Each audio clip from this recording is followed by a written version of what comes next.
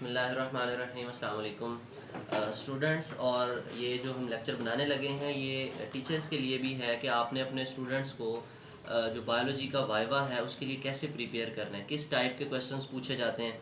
Students का अक्सर ये क्वेश्चन होता है, हम देखते हैं कमेंट सेक्शन में या वैसे बच्चों की कॉल्स आ रही होती हैं कि सर हम परेशान हैं, हमें बताएं कि हमसे वाइवा में किस टाइप के क्वेश्चन पूछे जाएंगे, क्या जो है वो हमारा जो बायोलॉजी का वाइवा है या प्रैक्टिकल है उसका पैटर्न क्या होगा। ये सारी चीज़ें बच्चे मतलब हर बच्चा एक डिफरेंट टाइप का क्वेश्चन कर रहा होता है। हम कोशिश करेंगे कि हम तमाम क्वेश्चंस जो बच्चे पूछते हैं उसके आंसर्स इस लेक्चर में कवर करने की कोशिश करें। प्रीवियस वीडियो हमने रिकॉर्ड की थी, लेक्चर रिकॉर्ड किया था, उसके अंदर हमने बायोलॉजी का पूरा पेपर पैटर्न जो है वो अपलोड किया प्रैक्टिकल के हवाले से कि किस किस टाइप के क्वेश्चंस आते हैं और कौन कौन से ज़्यादा इंपॉर्टेंट क्वेश्चंस हैं। ठीक है, तो आप वो वीडियो भी देख सकते हो। अच्छा बेटे, इसमें हम क्या करते हैं, हम वाइवा की प्रिपरेशन के लिए जो है ना वो देखते हैं कि कोई स्पेसिफिक क्वेश्चंस नहीं होते, क्योंकि आपने पढ़ा हुआ है कि बायोलॉजी जो है एक बड़ा ब्रॉड सब्जेक्ट है। ठीक है, तो आपने 9th और 10th दोनों सालों के अंदर आपने बायोलॉजी पढ़ी है, तो उसके अंदर जो मेन क्वेश्चंस हैं वही आपसे पूछे जाते हैं। कोई इतना मुश्किल या रॉकेट साइंस नहीं पूछी जाती आपसे कि आप ये बायोलॉजी का प्रैक्टिकल देने आए हैं तो बताओ कि जनाब फलां जानदार कैसा है, आपसे कोई लाइफ प्रोसेस के बारे में इतनी डिटेल में पूछने लग जाए कि जो आपको मतलब जितनी प्रिपरेशन आपने पेपर के लिए की थी उतनी प्रिपरेशन आपकी होनी चाहिए। ऐसा कुछ नहीं होता, बहुत सादा सादा से सवाल। सिर्फ इसमें आप उस जो एग्जामिनर होते हैं उसमें स्टूडेंट की जजमेंट करनी होती है कि क्या वाकई ही इसको बायोलॉजी या इस तरह से रिलेटेड क्वेश्चन इसको आते हैं या नहीं आते। मिसाल के तौर पे आप बायोलॉजी का वाइवा देने आए हैं, ठीक है, अब एग्जामिनर जो है ना वो आपकी कॉपी पकड़ता है। अच्छा, कॉपी अभी देख रहा है अभी वो, ठीक है, उसके ऊपर लिखा होता है कि बायोलॉजी की नोटबुक है, तो पहला क्वेश्चन उसके जहन में क्या आएगा कि मैं इस बच्चे से क्या पूछूं, what is biology, what is biology. अगर किसी बच्चे को बायो की डेफिनेशन ही नहीं आई वहां पे, बताओ एग्जामिनर उसका अगला वाइवा लेगा? नो, ऐसा तो नहीं होगा। ठीक है, लेट के मैं आपसे पूछ लेता हूँ व्हाट इज बायोलॉजी, बायोलॉजी को डिफाइन कर दो।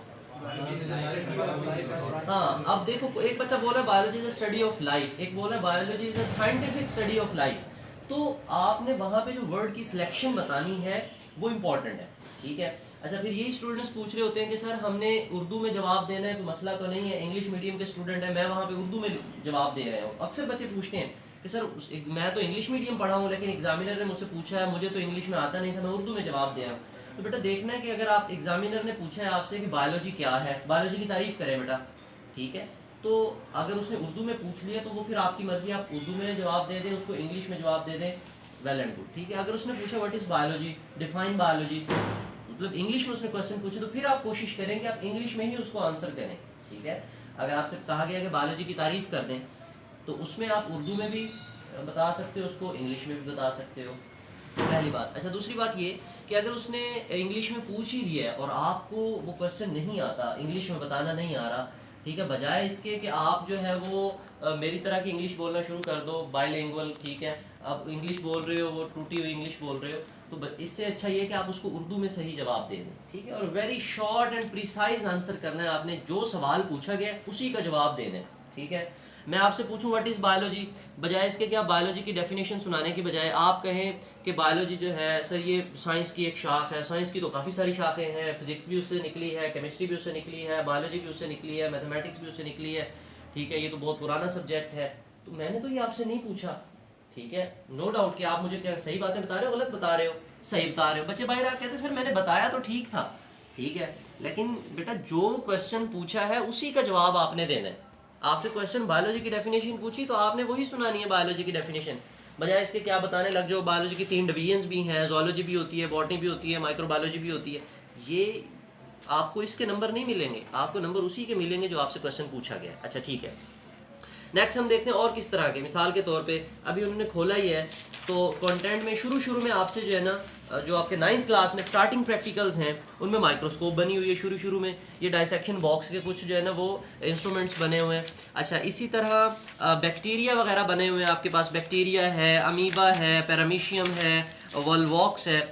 ये आपसे कॉमन क्वेश्चंस हैं, पूछा जाता है, और ये आपके 9th क्लास में हैं भी पहले चैप्टर से रिलेटेड, और ये हैं भी सारे यूनिसेलुलर। और आपका जो प्रैक्टिकल एग्जाम है उसमें पहला क्वेश्चन भी इन्हीं चीज़ों से रिलेटेड है। स्लाइड्स आइडेंटिफाई करनी है आपने और आपने एग्जामिनर को बताना है। अच्छा जी, अब मोस्टली क्या होता है कि माइक्रोस्कोप साथ ही टेबल पे पड़ा हुआ होता है एग्जामिनर के पास ना, क्योंकि आपके जो पहला प्रैक्टिकल था तो वो तो माइक्रोस्कोप से रिलेटेड था। अब माइक्रोस्कोप आपके पास पड़ी हुई है, उसमें स्लाइड लगी हुई है, ठीक है। अब आपसे पूछा जाएगा कि बेटा आप कौन सा प्रैक्टिकल आपने किया है, आपने स्लाइड ए में क्या देखा है, आप आके जवाब देते हो सर उसमें बैक्टीरिया थे। मतलब आपके क्वेश्चन, आपने जो प्रैक्टिकल परफॉर्म किया उसी से क्वेश्चन आगे निकलते हैं। अब मेरे जहन में कोई क्वेश्चन नहीं है, मैं आपसे क्या पूछूं इस, अब ये तो 20-25 प्रैक्टिकल है, वो सारे मेरे जहन में थोड़ी ना कि इस प्रैक्टिकल में से मैंने इस बच्चे से ये क्वेश्चन पूछना है, नहीं ऐसा नहीं होता। एक जो आपने प्रैक्टिकल परफॉर्म किया उसी से आगे क्वेश्चंस निकलते हैं, ठीक है। मिसाल के तौर पे आपने आके कहा सर मैंने पैरामीशियम की जो है ना वो डायग्राम बनाई है, तो पहला क्वेश्चन मेरा आपसे ये होगा कि बेटा व्हाट इज़ पैरामीशियम, पैरामीशियम क्या है, क्या ये यूनिसेलुलर है या मल्टी सेलुलर है, तो क्या आंसर दे सकते हो आप, सर इट्स यूनिसेलुलर।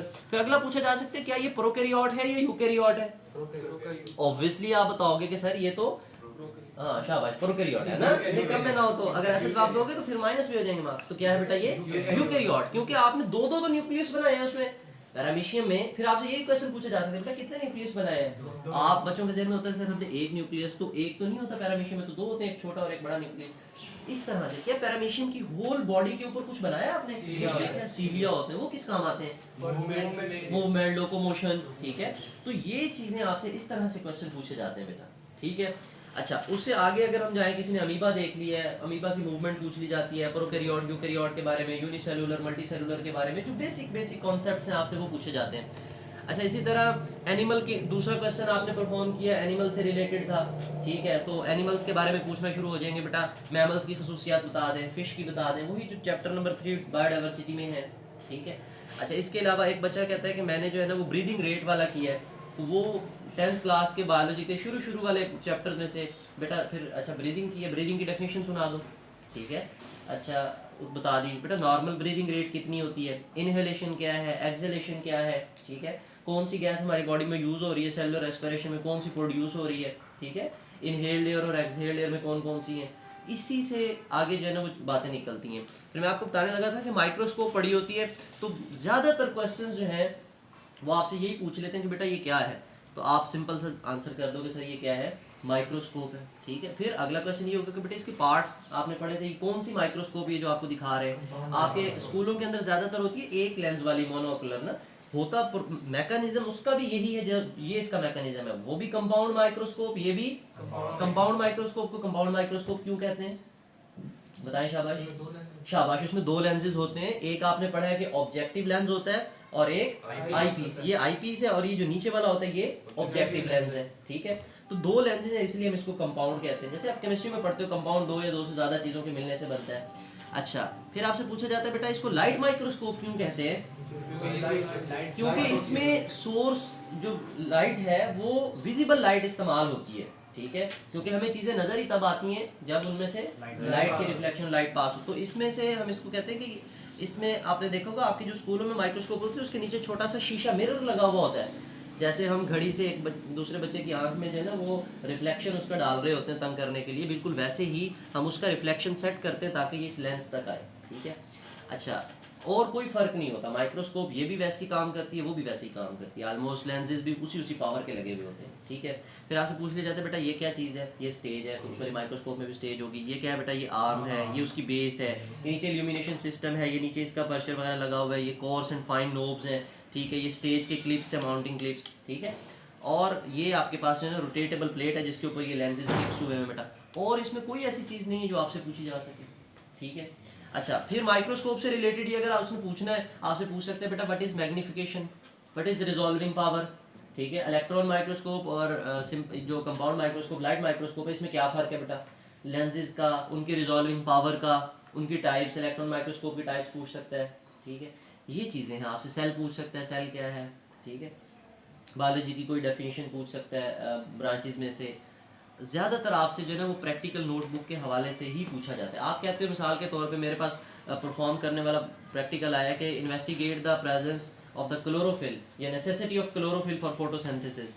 तो आपसे पहले तो पूछेगा व्हाट इज क्लोरोफिल बेटा, क्या है क्लोरोफिल, शाबाश, ग्रीन पिगमेंट है और क्या काम आता है, एब्जॉर्ब विजिबल लाइट, ठीक है, लाइट को एब्जॉर्ब करता है। आपने पढ़ा था पिगमेंट ऐसे सब्सटेंसेस हैं जो लाइट को एब्जॉर्ब, होता कहाँ पर है क्लोरोफिल, क्लोरोप्लास्ट में। अब आपने देखो कितना ब्रॉड आंसर किया मुझे क्लोरोप्लास्ट में, आपको प्रिसाइज आंसर करना चाहिए। क्लोरोप्लास्ट में फिर किस जगह, नो बेटा, क्लोरोप्लास्ट में किस जगह? Thylakoid membranes. आपको क्या आंसर करना चाहिए? थैलाकॉइड मेम्ब्रेन्स में होता है ये, थैलाकॉइड मेम्ब्रेन्स ऑफ क्लोरोप्लास्ट। ठीक है, क्या ये एनिमल सेल में होता है, प्लांट सेल में होता है? प्लांट सेल में। अच्छा, आप और क्वेश्चन और किस तरफ जा सकता है? फोटोसिंथेसिस की तरफ जा सकता है। ठीक है, कि आप बताएं कि सर हमने photosynthesis, necessity of chlorophyll for photosynthesis check किया। अच्छा बेटे, फोटोसिंथेसिस की डेफिनेशन बता दें, क्या डेफिनेशन होती है फोटोसिंथेसिस की? ठीक है, ग्लूकोज आपने बता दिया कि सर ये ऐसा अमल है जिसके अंदर जो है इनऑर्गेनिक मटेरियल से कार्बन डाइऑक्साइड और वाटर को मिला के हम ग्लूकोज और ऑक्सीजन को बनाते हैं। आपसे फिर अगला पूछना है बेटा, इसका कोई उलट प्रोसेस भी होता है फोटोसिंथेसिस का? वो क्या होता है? रेस्पिरेशन। उसमें क्या होता है? उसमें हम कहते हैं कि उसमें ग्लूकोज की ब्रेकडाउन होती है, जैसे रेस्पिरेशन फोटोसिंथेसिस में ग्लूकोज बन रहा है, उसमें ब्रेकडाउन हो रही होती है।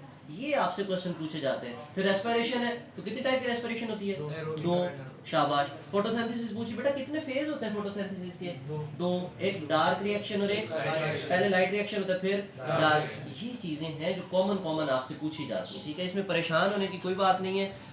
इस होल टॉपिक में बेटा अगर किसी बच्चे का कोई क्वेश्चन है तो वो कमेंट सेक्शन में पूछ सकता है। हम नेक्स्ट वीडियो बनाएंगे, उसमें आपसे जो है ना वो जैसे वाइवा लिया जाता है बिल्कुल वैसी ही एक रिहर्सल करेंगे हम स्टूडेंट्स के साथ, ताकि बच्चों को जो है ना वो पता चल जाए।